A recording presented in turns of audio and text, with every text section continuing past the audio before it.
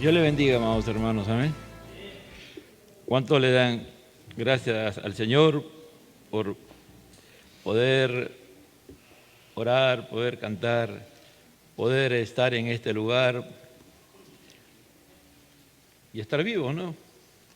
Estar vivo porque Dios quiere que tengamos vida física, pero también si estamos en comunión con Dios, tenemos cosas muy grandiosas y gloriosas de Dios para nuestra vida.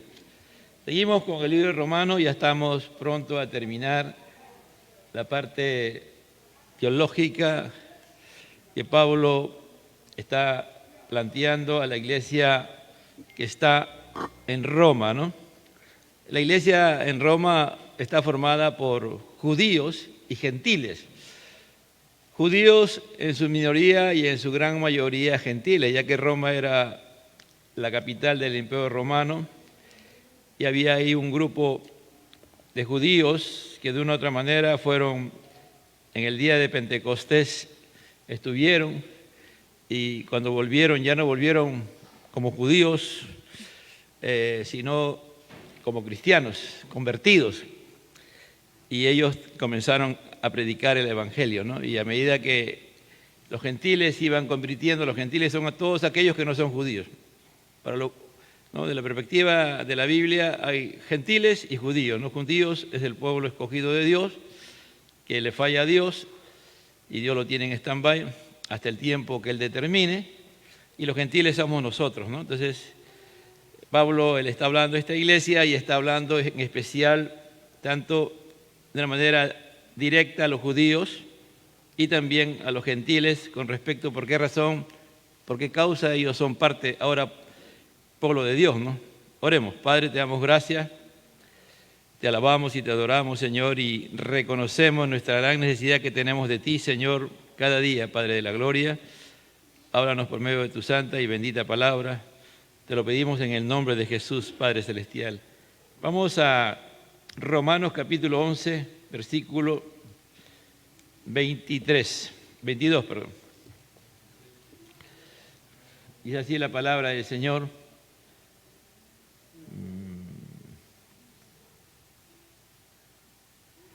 Mira pues la bondad y la severidad de Dios. La severidad ciertamente para los que cayeron, pero la bondad para contigo, que permaneces en esta bondad, pues de otra manera tú también serás cortado. Y aun ellos, si no permanecieren en incredulidad, serán injertados, pues poderoso es Dios para volverlos a injertar. Porque si tú fuiste cortado, de que por naturaleza es olivo silvestre, y contra naturaleza fuiste injertado en el buen olivo, cuánto más esto que son las ramas naturales serán injertadas en su propio olivo. Porque no quiero, hermanos, que ignoréis este misterio, para que no seáis arrogantes en cuanto a vosotros mismos. Que ha acontecido a Israel endurecimiento en parte, hasta que haya entrado la plenitud de los gentiles. Luego todo Israel será salvo, como está escrito. Vendrá Sión el libertador, que apartará de Jacob la impiedad, y este será mi pacto con ellos, cuando yo quite sus pecados. Así que en cuanto al Evangelio, son enemigos por causa de vosotros, pero en cuanto a la elección, son amados por causa de los padres. Porque irrevocables son los dones y el llamamiento de Dios, pues como vosotros también en otro tiempo erais desobediente a Dios, pero ahora habéis alcanzado misericordia por la desobediencia de ellos. Así que estos ahora han sido desobedientes para que por la misericordia concedida a vosotros, ellos también alcancen misericordia, porque Dios sujetó a todos en desobediencia para tener misericordia de todos. Tomen asiento. El tema es, el día de hoy es el misterio de la misericordia de Dios. ¿No? Una forma a veces de definir la misericordia de Dios es el amor inagotable de Dios. Dios no se cansa y nunca se cansará de amar al ser humano, ¿no? Por esa razón, la mayor expresión de su amor la da cuando Él envía a su Hijo para que, con el propósito de que muera en la cruz del Calvario y salvarnos del pecado, sacarnos de la muerte eterna y tener nuevamente comunión con Él, ¿no? El amor de Dios a veces es inexplicable, ¿no? Cómo Dios puede amar tanto y no agotarse, no cansarse, no decepcionarse y seguir insistiendo en que lo que Él ha planificado se hará realidad, ¿no? Él no cambia. Él no cambia en amar, Él no va a cambiar en lo que está escrito en su palabra. Eso se va a cumplir, Él lo hará realidad. Por eso que es un misterio la misericordia de Dios, ¿no? Para nosotros, ¿no? Para nosotros, porque a veces hay personas que tú conoces y viven una vida bien desordenada, ¿no? Pero de un momento a otro Dios los salva, los convierte y en su misericordia y en su gracia, ¿no?, plena, los bendice tanto en todos los aspectos que tú te quedas asombrado, ¿no?, de alguien que era alguien o un grupo de personas vivían en una condición tan deplorable, bajo maldición, y eran causantes de maldades. Dios lo pueda bendecir tanto, ¿no? Como Dios pareciera que su pueblo Israel ya le falló y ya no había otro, pero Dios tenía ya establecido que a toda la humanidad tenía que llegar su evangelio y por lo tanto había otro remanente que estaba conformado por los gentiles, ¿no? Ya se ha hablado sobre el injerto, ¿no? El olivo es una planta bastante fascinante, ¿no? No sé si ustedes lo han visto, pero a mí de niño me llamaba la atención los olivos, ¿no? Yo viví en un pueblo y cuando había aceituna en los olivos, íbamos con un palo grande y sacábamos, era pájaro frutero, ¿no? En este caso, en ese momento era verlo, nos llamaba la atención la aceituna y sacábamos, ¿no? Pero miraba el olivo y era una planta, el tronco es bien interesante, no tiene nada, si lo miramos de una perspectiva humana no tiene nada de belleza, pero cuando tú miras puedes mirar que hay muchos años de vida en ese tronco, ¿no? Por ejemplo, tú quieres saber quiénes las plantas no ven, no oyen, ¿no?, pero sí han estado presentes en la historia de Lima. Y tú vas al olivar de San Isidro, vas a encontrar olivos. Esos olivos están desde cuando vinieron los españoles al Perú. Ellos plantaron olivos y por eso es el famoso olivar, ¿no? Pero me decía el otro día un italiano, estaba comprando, y me decía que Lima antes estaba llena de olivos, por todos lados habían olivos, pero cuando los españoles ya sabían de que ya habían perdido prácticamente la guerra, dice que una de las cosas que hicieron ellos fue matar muchos olivos y solamente se quedaron los olivos del olivar nomás, ¿no? Entonces, ¿qué pasa con un olivo, no? Cuando un olivo ya se está avejentando, las personas saben cuántos kilos da un olivar, ¿no?, un olivo o un olivar. Ellos se dan cuenta que ese olivo o el olivar ya no está dando la cantidad de aceitunas o de aceite de oliva, porque ellos pueden medir por la cantidad de kilos de aceitunas o por los litros de aceite de oliva que va a producir, baja.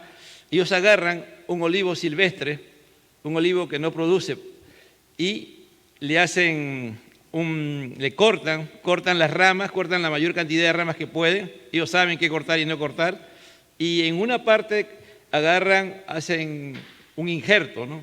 Buscan un codo donde se ha roto la rama y ellos saben cuál rama, y ahí agarran y sacan otra rama del olivo silvestre y ahí la colocan, ¿no? Y agarran y la amarran, ¿no? La amarran, pueden ser a veces le echan barro, hay muchas formas que ellos usan, ¿no?, para que al final esa parte se pegue, ¿no? Increíblemente, ¿qué hace este olivo silvestre? Hace que el olivo que se está avejentando comience a renovarse, como que eso como que lo despierta, ¿no? Y el olivo viejo comienza nuevamente a dar en la misma cantidad que antes daba, ¿no? Cuando Pablo explica eso, ¿no? Algunos se han burlado de Pablo por este ejemplo que ha dado, pero en realidad lo que han investigado y conocen, han hecho estudios, esa es la verdad, ¿no? De que el problema cuando Dios a través de Pablo habla es que el plan de Dios a través de los hombres estaba fallando, ¿no? Porque los hombres, no era Dios que fallara, sino los hombres. Entonces Dios va a agarrar y va a impregnar en su olivo, el olivo silvestre, que somos nosotros los gentiles. Porque siempre hemos dicho hace 2 sábados, ha habido un pueblo, un remanente fiel en Israel. Nunca en toda la historia del pueblo de Dios, Israel ha dejado de estar convertido a Cristo. Siempre han habido judíos convertidos. Hasta el día de hoy lo hay, ¿no? Leí hace un momento un comentario que decía de que cuando hubo el famoso holocausto de los nazis, mataron más de 3 millones, una de las cosas que los judíos comenzaron a protestar fueron de que ya no evangelizaran a los judíos. Ese fue un llamado de ellos, un llamado de atención de los judíos a los cristianos, que no lo evangelizáramos, porque era antisemita, seríamos. Es decir, cuando tú atacas a los judíos se te dice que eres antisemita. Y parece que eso tuvo efecto, ¿no? Porque los cristianos, son pocos los cristianos que ahora evangelizan a los judíos. Y en realidad, en ninguna parte de la Biblia está de que tú no evangelices a los judíos. Y eso como que hubo un acuerdo y que dejaron, recién en estos últimos tiempos, se está intentando nuevamente evangelizar a los judíos. Pero cuando los gentiles y judíos se unen y trabajan para la obra de Dios, la iglesia rebrota. Es decir, el reino de Dios comienza a expandirse con más poder, con más vigencia, ¿no? Como el olivo puede dar más aceitunas y por lo tanto habrá más aceite de oliva, ¿no? Aquí Pablo está hablando habla pues, ¿no? En el 22, mira pues la bondad y la severidad de Dios, dice, ¿no? La severidad ciertamente para los que cayeron, pero la bondad para contigo si permaneces en esa bondad. Pues de otra manera tú también serás cortado. Mire, es bastante fuerte, ¿no? Lo que Pablo está hablando acá dice, miren la bondad de Dios, dice, ¿no? Miren la severidad de Dios. Es decir, hay un paralelo, ¿no?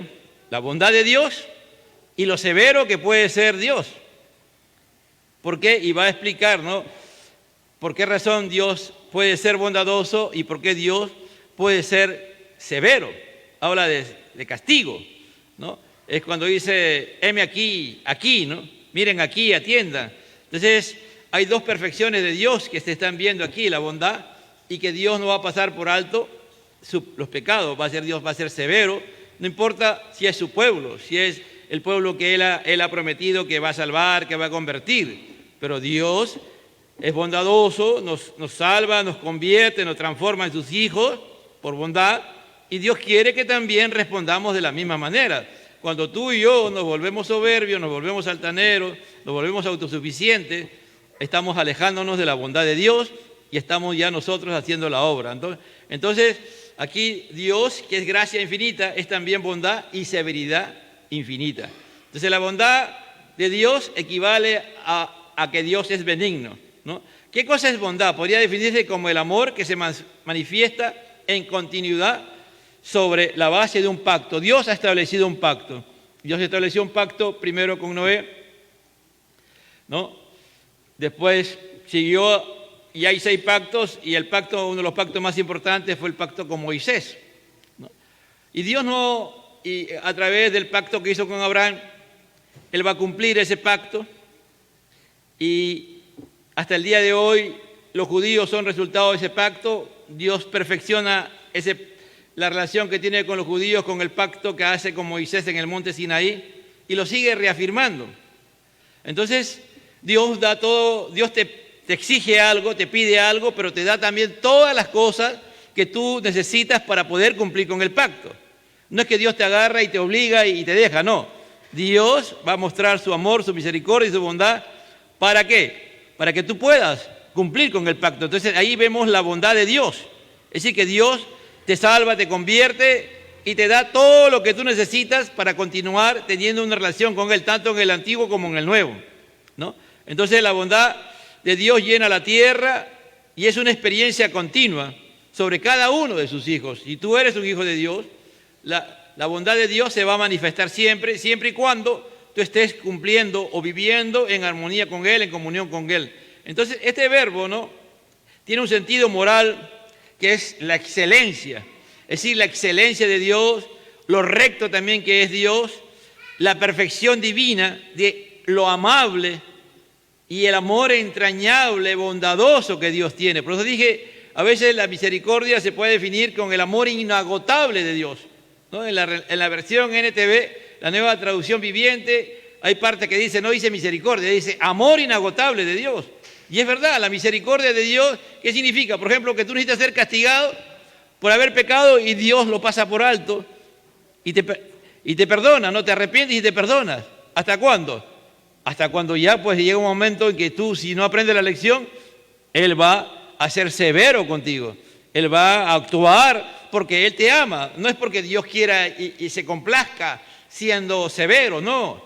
Dios quiere que tú y yo andemos en armonía con Él. Y si no somos bondadosos como Él es, si no entendemos la excelencia de su amor, la rectitud, la perfección divina, de lo amable que es Él, de su amor entrañable, que no se cansa de amarnos, entonces Él tiene que corregirnos, como está corrigiendo el día de hoy al pueblo de Israel. Y el pueblo de Israel sigue con su necedad, con su terquedad de no aceptar el Evangelio, de no aceptar a Jesucristo. Por eso es la razón de que Dios no puede, por más que Él quiera bendecir a Israel, ¿no? Por eso que lo que le pasó a Israel con los judíos es que no tenían la cubierta de Dios, porque ellos se seguían oponiendo a Dios y se siguen oponiendo a Dios cuando se oponen a Jesucristo, se oponen al Evangelio de Jesucristo y impiden por todos los medios que se predique el Evangelio, que se hable de Jesucristo. Están contendiendo con Dios y Dios es lento para la ira y pronto en misericordia, ¿no? Entonces, que tenemos que entender que en este sentido debe entenderse por la concentración de la indulgencia, condescendencia, el ánimo largo, a veces que Dios dice, no, a veces es lento, no castiga ahí mismo, no, paciente, en contraste con lo opuesto que es la ira de Dios, ¿no? A veces hablamos, si tú miras, hay muchos atributos de Dios que son de bendición, pero también la ira de Dios es un atributo de Dios. Y ¿cuándo la ira de Dios? Cuando ya pues su bondad, su amor, su misericordia, su gracia sobreabundante es tan grande y tan inagotable sobre un grupo de personas, sobre una persona, en este caso sobre los judíos, sobre Israel, que ellos no cambiaban y no hacían las cosas correctas, conforme a Dios. Por tanto, la benignidad es la manifestación de la gracia de Dios que reprime su ira como consecuencia del pecado, ¿no? ¿Te imaginas? Dios en su bondad reprime su ira y concede tiempo al pecador para que el pecador se vuelva a Dios, para que el pecador se vuelva a Dios. Si tú y yo estamos pecando, si tú y yo, cada uno sabe cómo vivimos delante de Dios. Cada uno sabe su vida, amado hermano, ¿no? Muchas veces, las personas, los hermanos, ¿no?, saben que lo que van a hacer no es correcto y vienen a preguntar, ¿no? Entonces uno a veces le tiene que orientar, aconsejar, ¿no? Hay momentos en que uno te faltan palabras, ¿no? Porque no es porque te falten palabras, sino porque lo que están preguntando pues no tiene pies ni cabeza, ¿no? Y ya sabemos que eso está fuera de orden, ¿no? Que eso es pecado, ¿no? Entonces, tú y yo lo que tenemos que hacer es tener misericordia, ¿no? Tener ese amor inagotable de Dios, ¿no? Esa largura, paciencia, y tratarle de explicar, ¿no? Si ellos siguen en ese espíritu y en ese ambiente, ¿a dónde van a terminar? Van a terminar mal, ¿me entiendes? Pero si tú y yo, Dios nos usa y ellos puedan salir de esa condición, será distinto, ¿no? Por eso a veces con los jóvenes no es fácil, ¿no? Trabajar, son rápidamente muy explosivos y a veces a uno nos miran, todo viejito, ¿no? Cuando tú llegues a viejo vas a ver lo que significa lo que te digo el día de hoy, ¿no? Lo que pasa es que el joven quiere las cosas para ayer y la persona que tiene edad quiere las cosas en el tiempo y a la manera como deben de ser, porque ya la vida te ha enseñado y te ha golpeado. Y Dios ha permitido y a veces Dios ha sido severo contigo por los errores que has cometido y has sido procesado por Dios. Entonces ya tú no quieres hacer las cosas en desorden. Pero es importante, amado hermano, tanto la bondad como la severidad de Dios es la expresión también de su amor. Imagina si no tuviéramos un Dios severo, un Dios que no se preocupa por nosotros, que nos deja vivir como se nos da la gana, como el mundo quiere el día de hoy. No serviría, ¿no es cierto? No sería Dios. Entonces, en este versículo, el contraste entre convenidad y la severidad, ambas están unidas, ¿no? Y son dos normas que corresponden al ejercicio de la justicia divina, formando una unidad inseparable en ella. Imagina, así como Dios es grandemente bondadoso, excelentemente bondadoso, paciente, misericordioso, también Dios es en la misma dimensión severo. El juez justo aplica la sentencia en forma correcta y concreta para que surta efecto en una infinita e inagotable equidad, haciéndolo con severidad. El día de hoy nosotros estamos viendo, ¿no?, en nuestra nación el intento del sistema judicial de actuar conforme a la justicia, ¿no? No es que yo tenga un problema con esa persona y me la agarro y busco cualquier cosa para acusarla, no.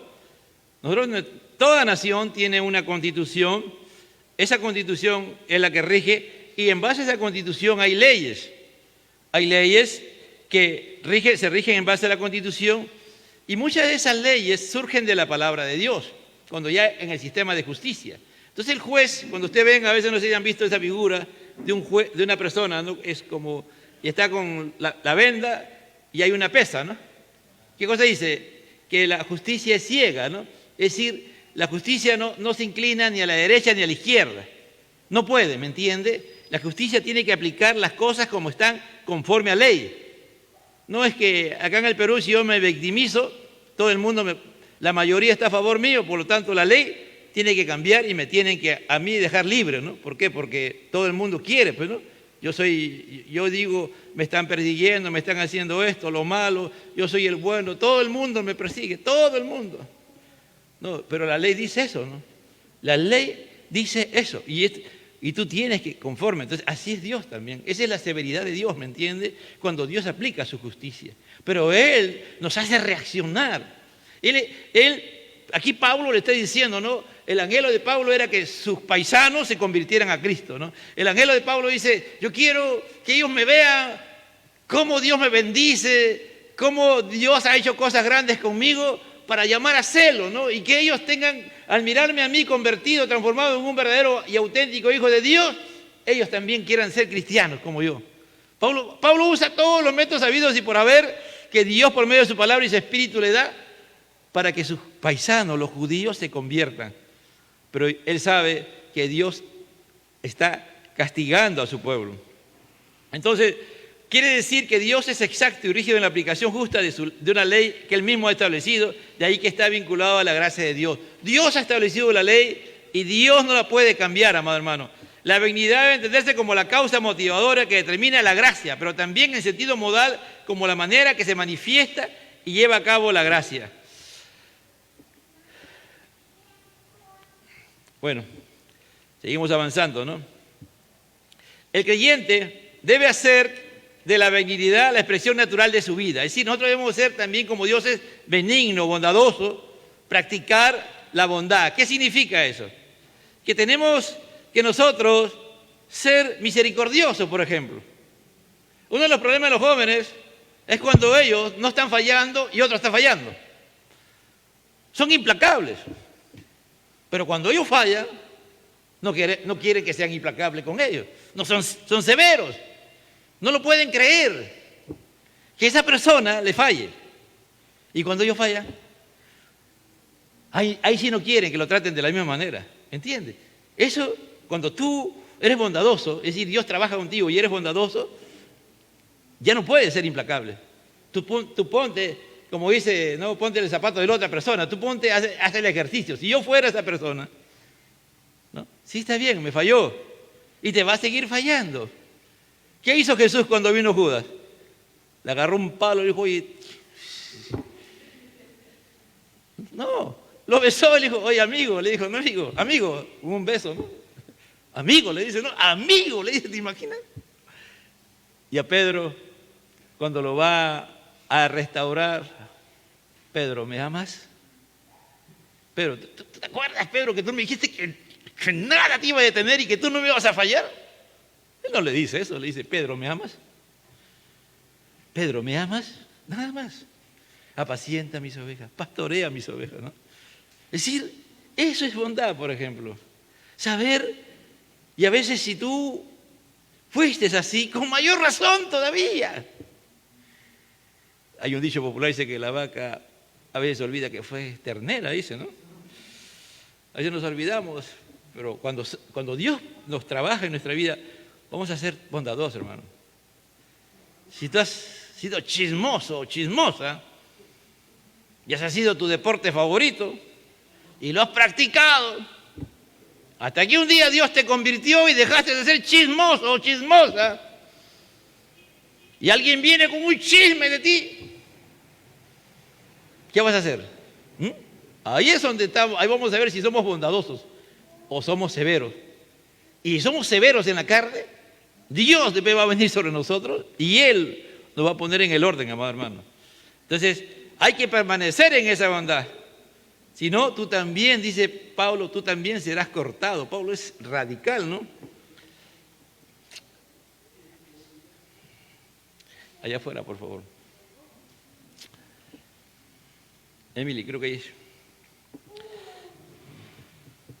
Entonces la persistente rebeldía de vida contra Dios traerá inevitablemente el juicio de Dios sobre el creyente, que será cortado la posición de bendición a otro juicio.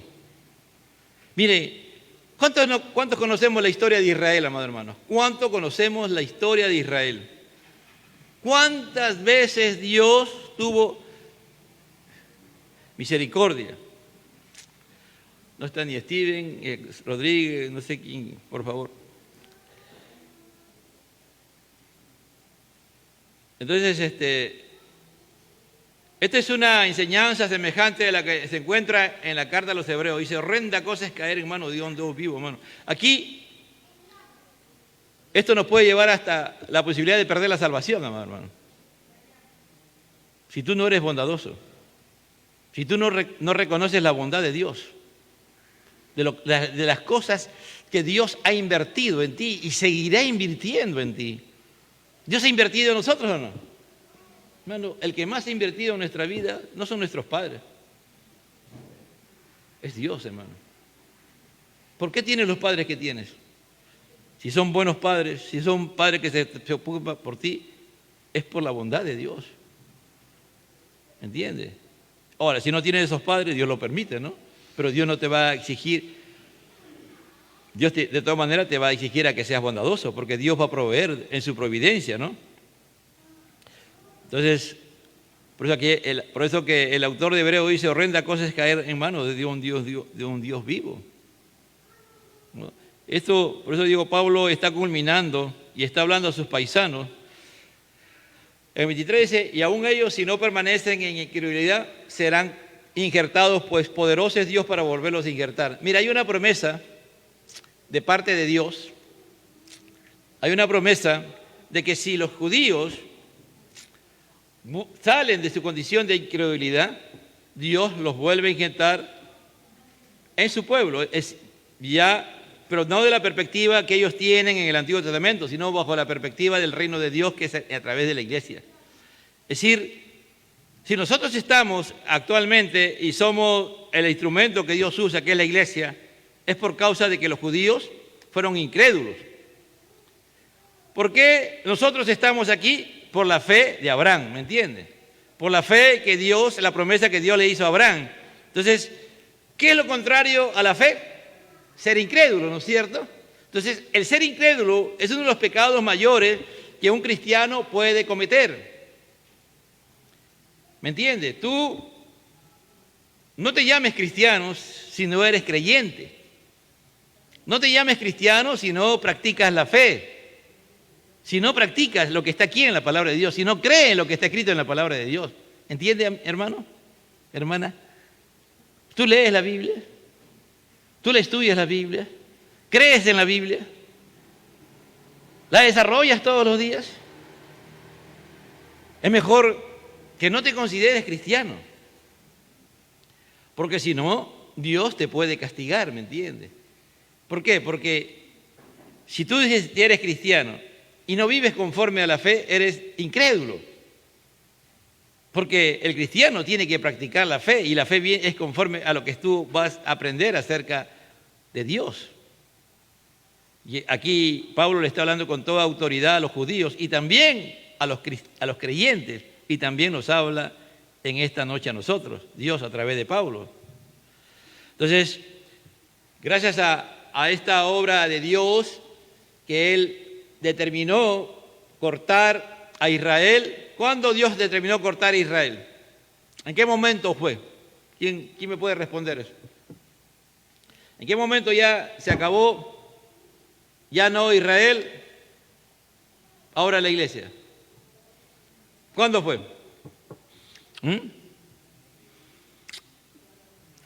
Cuando ya pues Cristo muere en la cruz del Calvario y resucita, ¿me entiendes? A partir de ese momento ya no hay Israel ya.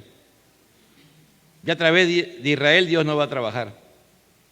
Ahora, que ya Dios trabaja y hace y ejecuta su juicio sobre Israel en el año 70, cuando Tito destruye totalmente Jerusalén y no queda piedra sobre piedra y los judíos son esparcidos por toda la humanidad.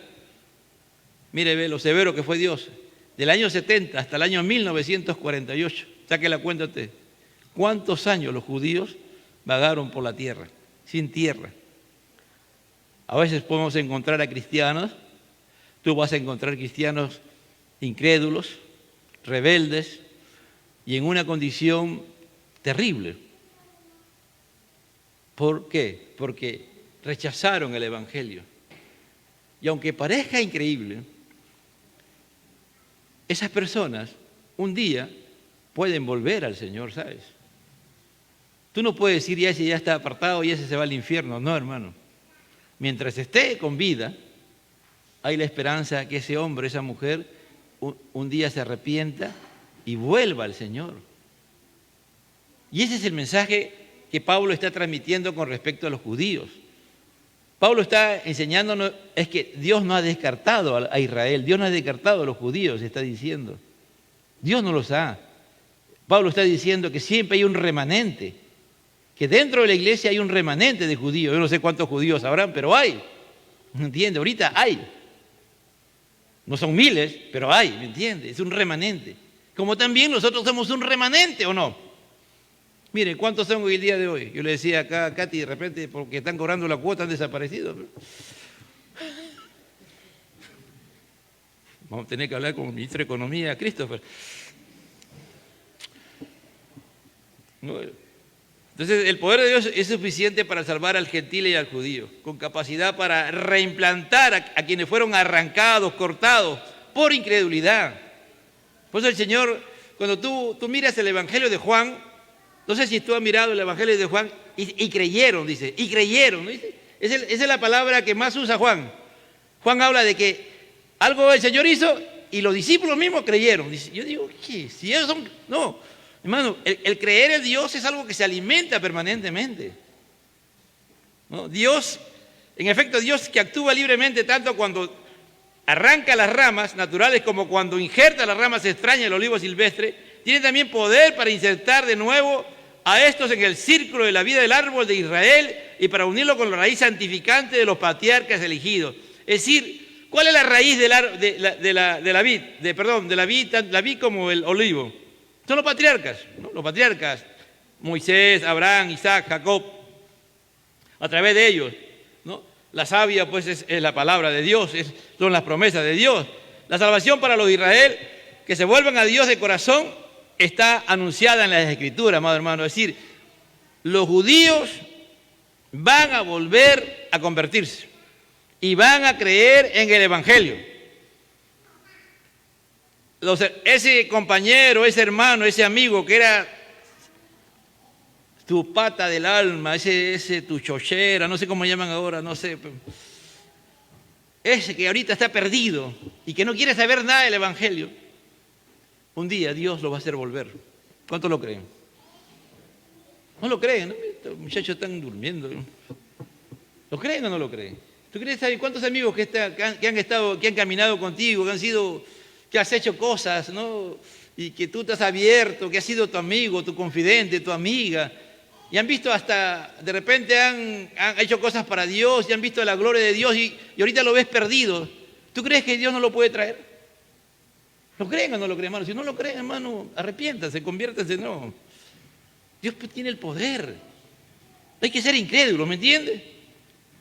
Y ese es uno de los grandes problemas de la iglesia, la incredulidad de muchos creyentes, que no estamos practicando, amado hermano, porque no leemos la palabra de Dios. El versículo 24 dice, porque si tú fuiste cortado de que por naturaleza es olivo silvestre y contra la naturaleza fuisteis injertado en el buen olivo, ¿cuánto más estos que son las ramas naturales serán injertados en su propio olivo? ¿Qué está diciendo Pablo? Está hablando de los judíos. Pablo no descarta y Dios no lo descarta, amado hermano. Por eso dice, con amor eterno te he amado. Por eso yo prolongo tu misericordia. ¿Cuántos de los que estamos aquí en estos días están entendiendo y volviendo al Señor? Cuando hablo de volver al Señor, hablo de arrepentirse, porque el volver en el Antiguo Testamento, la palabra arrepentimiento casi no hay, es volver a Dios, ese es arrepentimiento.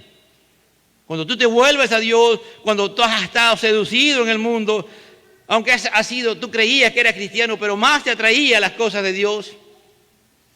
Cuando tú, por ejemplo, prefieres estar en una fiesta de una amiga o amigo, entre paréntesis, que no es cristiana, pero para ti es tu amiga o tu amigo, y tú te vas y tienes una responsabilidad en las cosas de Dios y te vas para allá, tú estás siendo incrédulo, estás siendo rebelde, porque tú un día le prometiste a Dios que le ibas a servir y que le ibas a amar y que no le ibas a fallar. Y poco a poco tú te vas a ir saliendo, ¿me entiendes? Nadie sale de la noche a la mañana de los caminos del Señor o deja y se aleja. Es poco a poco. ¿Qué te apasiona más? ¿Estar en un culto? ¿Orar? ¿Leer la palabra? ¿Buscar de Dios? ¿O ponerte a ver ahorita la noticia, no? Ahora Castillo tiene... ¿Cuántos abogados tienen? Se ganó. Y ya sabes todo, ¿no es cierto? Y a veces yo miro de vez en cuando nomás porque ya me meto y digo, no, esto me contamina. Lo miro nomás, hermano, de verdad. ¿No? Ayer estaba mirando, oye, ¿qué hace Benji ahí? Y estaba con Philly Butter, ¿no? Ya, pues, miré nomás, ya se reía. Ah, este es un tigre, pues no nada que hacer, es un joven brillante. Desde el punto de vista humano, ese joven Benji es un genio, hermano. Él está ya poniendo los parches antes de que salga el problema. Entonces, pero Dios te enseña, pues, ¿no? A mirar, y eso, si a mí eso me atraía, yo tengo que cortar. Entonces, ¿estás en el árbol? ¿Estás en Cristo Jesús? ¿Estás en el tronco? ¿Dependes de la savia, el tronco y la savia? Es decir, ¿dependes del Cristo de la gloria, de la palabra de Dios, de la presencia de Dios? Ellos no aceptaron la justificación por la fe. No aceptaron, hermano. Mire, allá está escrito. Abraham le creyó a Dios, ¿y qué? Y fue declarado justo. ¿Dónde está eso? ¿Dónde está Yamil? ¿En qué libro está Yamil? ¿En qué libro está Ángela? No quiere que la llame Ángela, es Ángela. Ángela, a ver. Ella recién está empezando, ¿no?, a caminar en los caminos de Dios. A ver, si le pregunto al teólogo Misael, ¿dónde está eso, Misael? Génesis 17, ¿no es 15? Ahí tú mira, dice que Abraham, mira, está allí, y los judíos no aceptaron la justificación. Hasta el día de hoy no aceptan la justificación por la fe. Y hay cosas que tú no aceptas. Muchos de ustedes no aceptan que tienen que estar llenos del Espíritu Santo, por ejemplo. No aceptan que tienen que buscar la llenura del Espíritu Santo, el bautismo y la llenura del Espíritu Santo, que es trascendental el día de hoy para enfrentar tantos problemas que hay en la humanidad. ¿Sí o no? Mire, hasta los bautistas últimamente están hablando del Espíritu Santo. Creo que John MacArthur, si no me equivoco, su congreso de pastores, lo hizo referente al Espíritu Santo. Y nosotros los pentecostales estamos hablando de otras cosas, ya no hablamos del Espíritu Santo. Ya. Mire, los bautistas están buscando de eso. ¿Cuántos más nosotros, hermano? Versículo 25. Porque no quiero, hermanos, que ignoréis este misterio, porque no seáis arrogantes en cuanto a vosotros mismos. Israel se ha endurecido. Es un procedimiento judicial mediante el cual entrega a los hombres a las consecuencias de su propia terquedad. El endurecimiento adquiere la forma de insensibilidad. No quiero, hermano, que ignoréis de este misterio para que no seáis arrogantes. Dios no quiere que tú y yo seamos como los judíos. El otro problema es cuando tú sabes 3 cositas, hermano. Hay personas que a veces crecen en la fe y saben 3 cositas acerca de la fe. Se creen ya que son súper espirituales, son teólogos y a todo el mundo comienzan a juzgar. Severos con esto, no, este de acá, este sí, este no sabe, este está convertido, este no está convertido, este sabe orar, este no sabe orar, este está mal. Y comienza el gran problema que termina, al final, esa persona termina siendo un duro de corazón. ¿No es cierto? ¿Qué dijimos acerca de la bondad de Dios?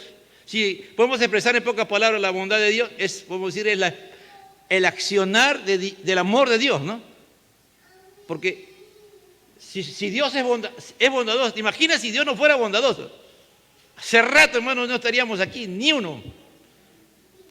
Pero ahí está el problema, ¿no? Dice, que no seáis arrogantes en cuanto a vosotros mismos.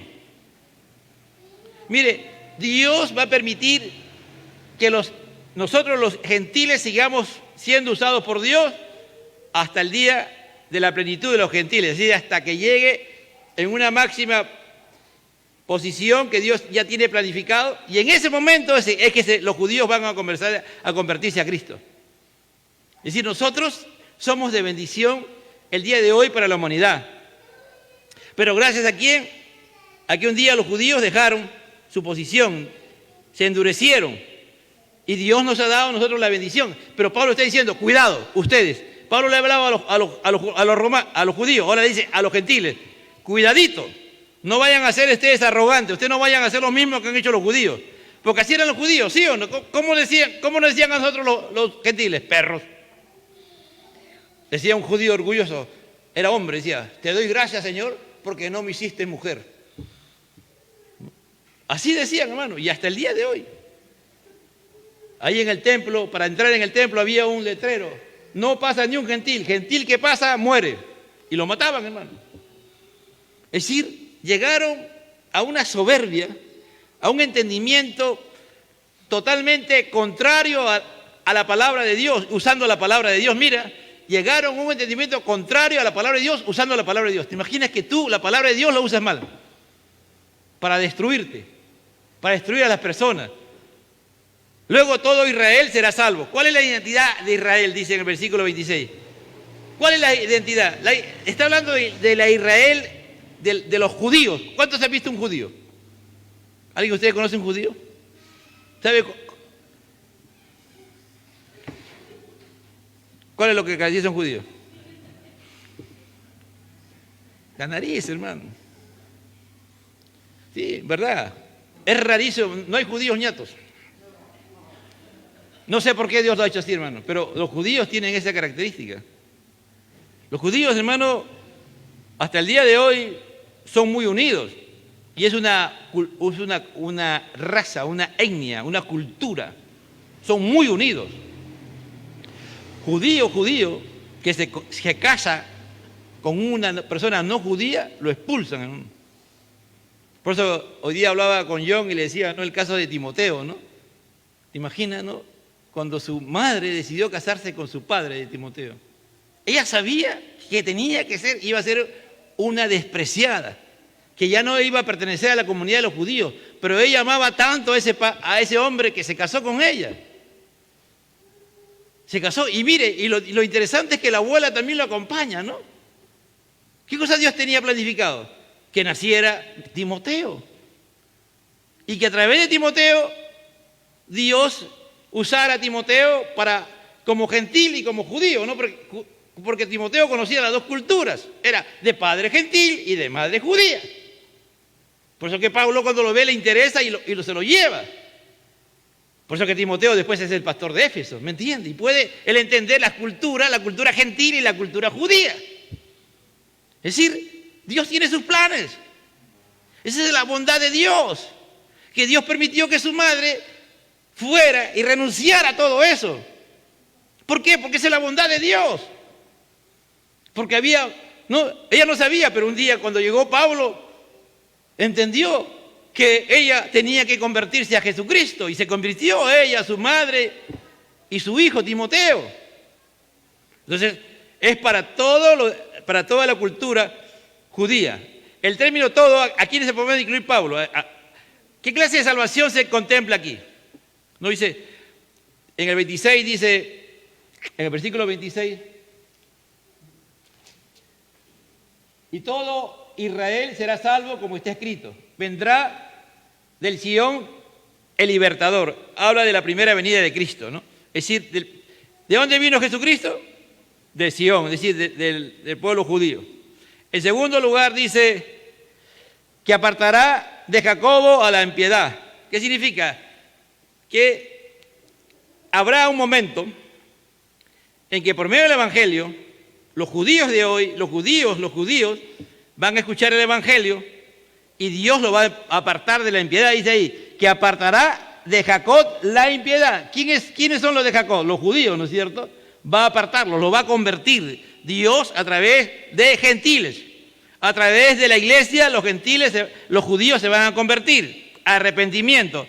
En tercer lugar, dice, cuando yo quite sus pecados.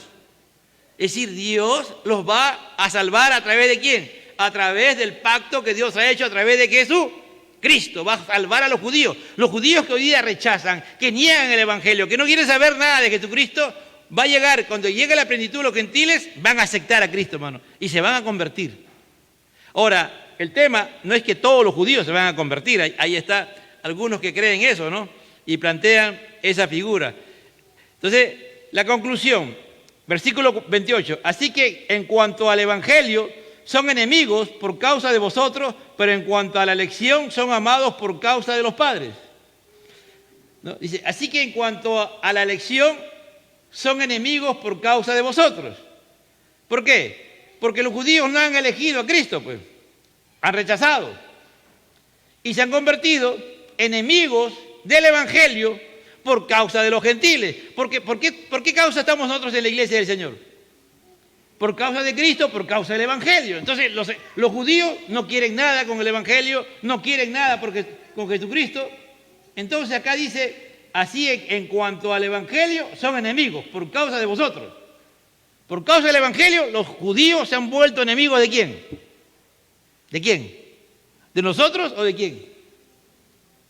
A ver, pregunta, a ver. Dayana, ¿de quién se han vuelto enemigos?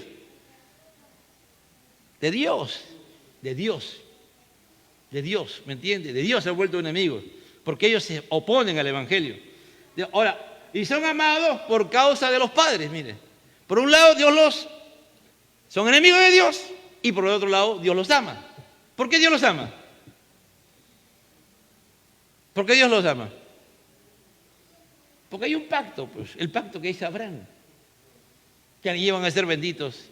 Y Dios tiene que creer, como dije al comienzo, en sus pactos, en lo que Él ha establecido. Por eso que nunca, en ningún momento de la historia de la iglesia, de que comenzó la iglesia, no ha habido de haber, siempre han habido judíos, ¿me entiendes? Siempre, y lo habrán. Pero va a llegar un momento en que va a haber muchos judíos, cuando ya se cumple la plenitud de los gentiles. Y ellos son amados por Dios. Son amados. Porque de tal manera que dice, ¿a quién ama Dios? Al mundo, ¿no es cierto? Ahí están también los judíos, estamos nosotros, estamos los gentiles, estamos los cristianos salvos, están los judíos salvos, están las personas no salvas y están los judíos que rechazan el Evangelio y Dios los ama. Y por eso que ha mandado a Jesucristo, ¿me entiende? Entonces la elección de Dios es irrevocable. Entonces, así que en cuanto al Evangelio son enemigos por causa de vosotros, pero en cuanto a la elección son amados por causa de los padres. ¿Quién ha elegido? ¿Quién los eligió? Dios, porque irrevocables son los dones y el llamamiento de Dios. Es decir, Dios no puede cambiar. Dios no puede cambiar.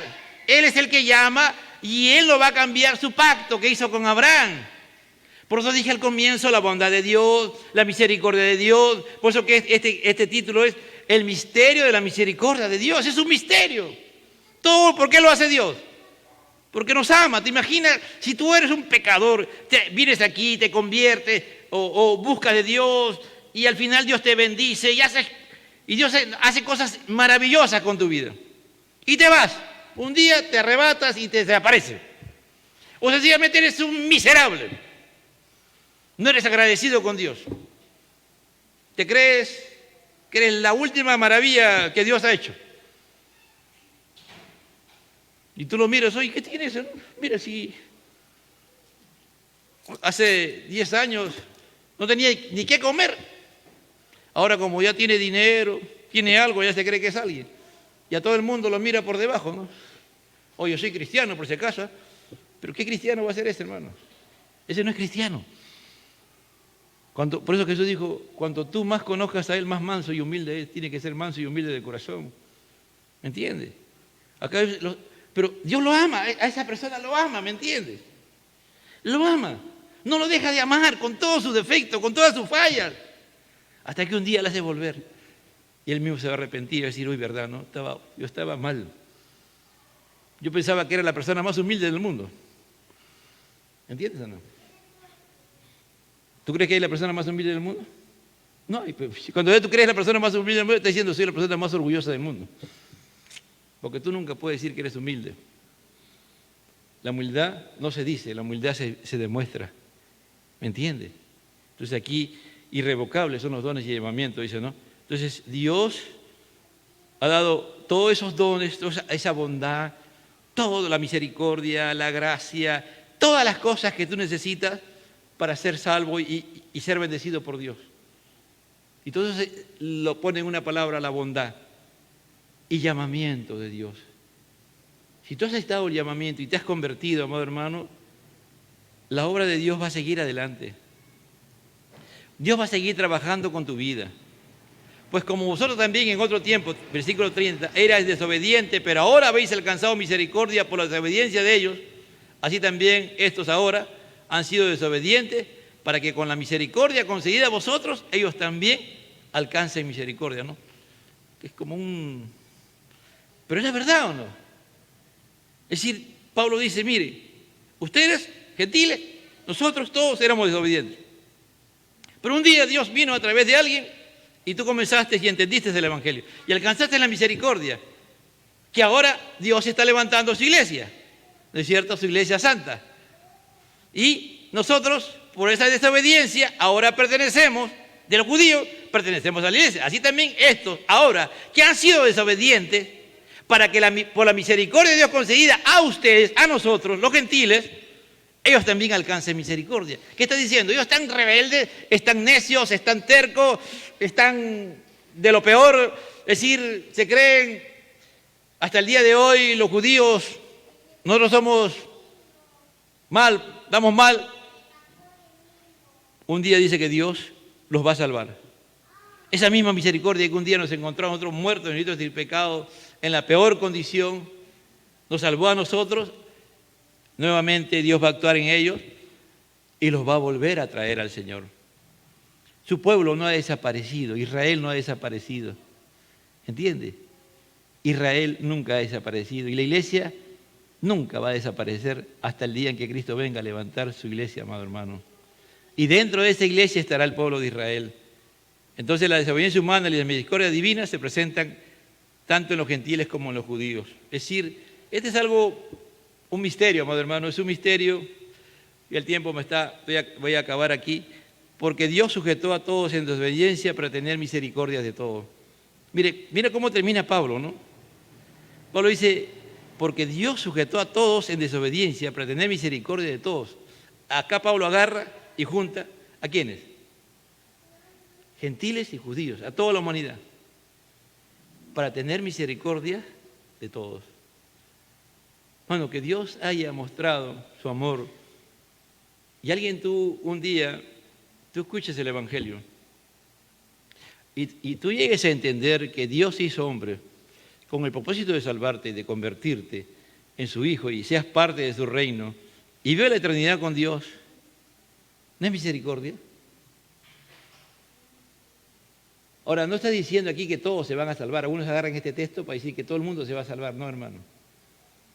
Aquí está diciendo que Dios, nadie puede ser salvo, nadie puede salir de la situación del pecado, porque ¿quién determinó que la paga del pecado era muerte? ¿Fue el hombre o Dios? Dios, ¿no es cierto? Que la desobediencia tenía unas consecuencias. Entonces todos los hombres que están en desobediencia, Dios los sujeta, la paga del pecado es muerte. Para un día tener misericordia de todos. Es decir, Cristo es la expresión de la misericordia de Dios. Cristo es la más grande expresión del amor inagotable de Dios.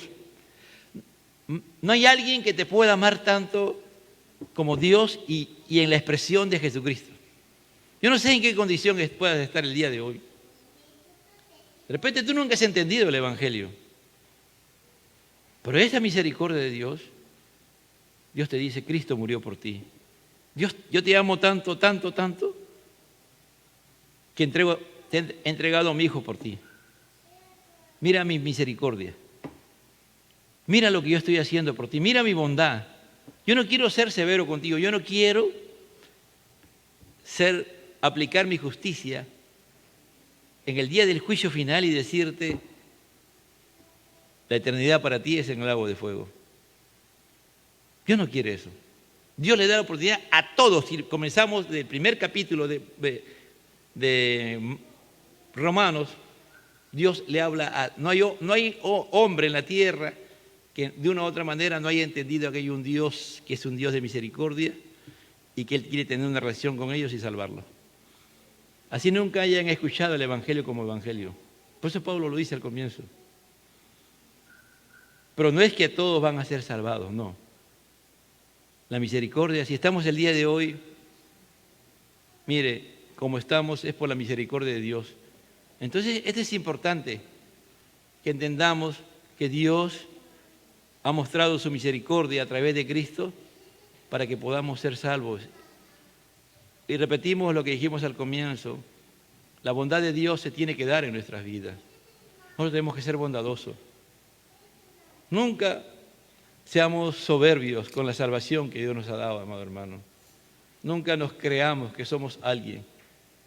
Nadie es alguien por sí mismo. Si alguien somos es por la pura gracia y misericordia de Dios y por la bondad de Dios, que quiere que si Él te escogió para que tú estés en el ministerio de los jóvenes, para que tú estés en el ministerio de alabanza, para que tú seas maestro, para que estés en las posiciones que Dios te ha puesto, es para mostrarte su misericordia y salvarte y afirmarte muchas veces. Porque a veces ahí es donde Dios se afirma. No, a veces tú no estás en la posición que estás porque tienes características, no. Muchas veces estás ahí porque eso te obliga a buscar de Dios y entender la bondad de Dios y afirmarte en tu salvación y entender y afirmarte en la fe. Dios nos ayude, hermano, y que ya el próximo sábado terminamos la parte teológica y a partir del capítulo 12 apliquemos ya a nuestra vida cotidiana, a la vida de todos los días.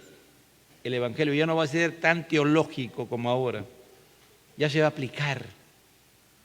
Pero para entenderlo bien hay que entender la teología. Yo creo que en esta noche hemos entendido que la misericordia de Dios es un misterio. Es un misterio que tú y yo seamos salvos, siendo unos terribles pecadores, pero un día Dios, por su misericordia y su bondad, nos salvó y nos convirtió en sus hijos. Padre, te doy gracias, ministranos y háblanos por medio de en este tiempo, Señor. No hemos tomado un tiempo porque queríamos terminar esta parte teológica ya, Señor. Y el próximo sábado viene la doxología, que Pablo termina con unas palabras doxológicas tan gloriosas, tan grandiosas, Señor. Gracias, Señor. Amén.